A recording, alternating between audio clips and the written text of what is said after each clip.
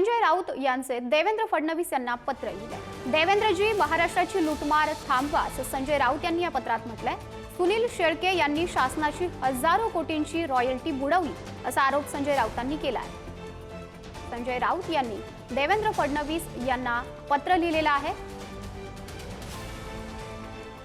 आणि या पत्रामधून देवेंद्रजी, महाराष्ट्राची लूटमार थांबवा असा उल्लेख करण्यात आलेला आहे। प्रतिनिधी पद्मेश पवार आपल्याशी जोडलेले आहेत।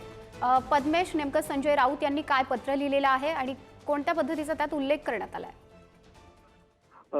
नक्कीच माधुरी, ठाकरेंचे सेनेचे खासदार संजय राऊत यांनी एक पत्र लिहिले आहे। ते मुख्यमंत्री महोदयांना हे त्यांनी पत्र लिहिले। सुनील शेळके यांनी मावळ भागामध्ये काही खाणींचं उत्खनन केलं होतं आणि त्याची परवानगी त्यांनी सरकारकडून घेतली नव्हती आणि त्याची भरपाई कशी करणार आहात असा देखील त्यांनी सवाल उचललाय। रॉयल्टी देखील सुनील शेळके यांनी दिली नव्हती असा आरोप संजय राऊत यांनी केलाय। संजय राऊत यांनी काही मुद्दे मांडले, त्या प्रकारे आपण जर पाहिलं तर भूसंपादन करताना अनेक शेतकऱ्यांची राहती घरे व बागायती जमीन आपण घेता त्यांना कधी आपण बदली जमीन दिल्या नाहीत, त्यांना हा न्याय कधी मिळणार? आपण जर पाहिलं तर काही जमिनी देखील शेतकऱ्यांच्या घेतल्याचा असल्याचा आरोप आता संजय राऊत यांनी केलेला आहे। जेव्हा उत्खनन झालं त्यामुळे कुठे स्थानिक असतील आणि बाजूचे जे गाववाले असतील त्यांना खूप त्रास झाला असा देखील आरोप संजय राऊत यांच्याकडून करण्यात आलेला आहे। आपण जर पाहिलं तर मुख्यतः हे जे पत्र यांनी ते मुख्यमंत्री यांना लिहिले।